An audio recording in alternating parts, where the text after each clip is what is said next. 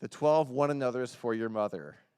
And this is just to come as a reminder to ourselves for every day, not just Mother's Day, to take the one another's of Scripture and live them in your relationship with your mom. So number one, be at peace with her. And this is where you get to that fun part of the sermon notes where you can fill in the blanks if you choose to, or you can guess, like I always do, what the next one's going to be. Be at peace with her. And so these are not, I'm not listing Bible references. This is based on Scripture, each one of these. So you might be like, he's calling these Bible verses, and they're not really Bible verses. They're inspired by Bible verses. Vernacularly speaking, inspired. So be at peace with her. So what does it really mean? Be at peace with her. Straightforward. And how do you do that if there's tension? In Romans 12, it says to be at peace with everyone as far as it depends on you. So being at peace with someone really is just doing your part, even if the other person isn't. Be devoted to her. The Greek word for devoted actually has the same root as our word for family.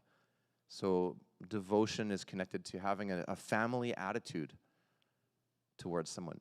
Treat that person like their family. And that makes sense if it's the one another's talking to people who are Christian, who go to the same church, to treat each other as family. Certainly should make sense then if it's really your family. Honor her above yourself.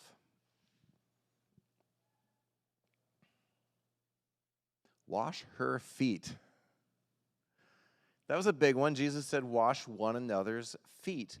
And of course, that was considered a ritualistic kind of a thing that you wouldn't do all the time, but we do it as a tradition, remembering the Lord's Supper, remembering that Jesus told us, wash one another's feet.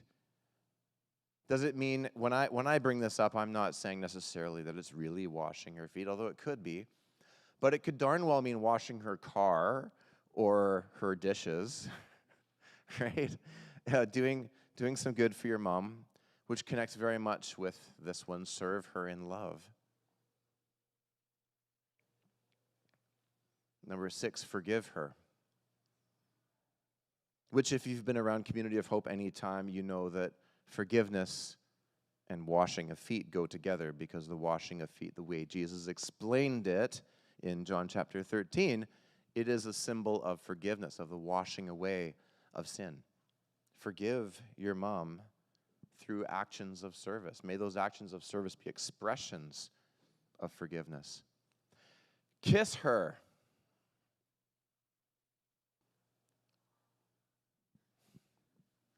Kiss her. Greet your mom with a kiss. Carry her burdens. These things could mean so many different things to different people. And I just want to share the list and let it impact people as it would based on your own experience, because it's going to mean different things for different people. Offer hospitality to her without grumbling. That's a dicey one in a sense, because we know that in the New Testament, the word hospitality is really referring to how you will interact with complete strangers, that you'll be welcoming and kind to people and invite strangers into your home and feed strangers. And if you notice that they have a need, to try to meet that need. Hospitality doesn't just mean have people over for dinner in the Bible.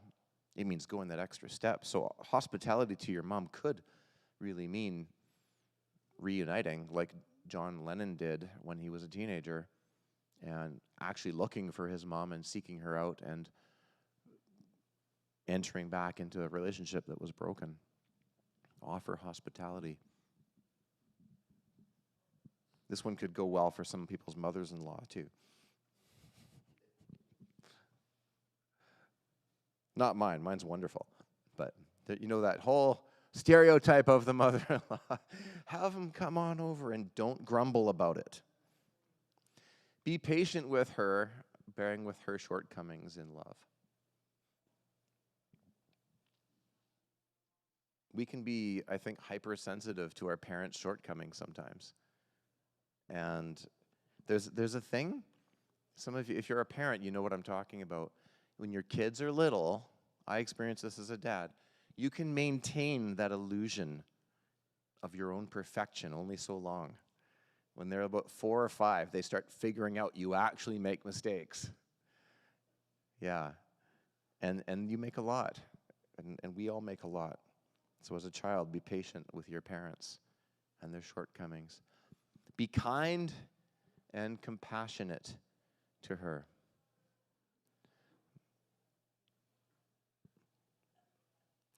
With the be kind and compassionate, I would say that my mom is a wonderful model of that.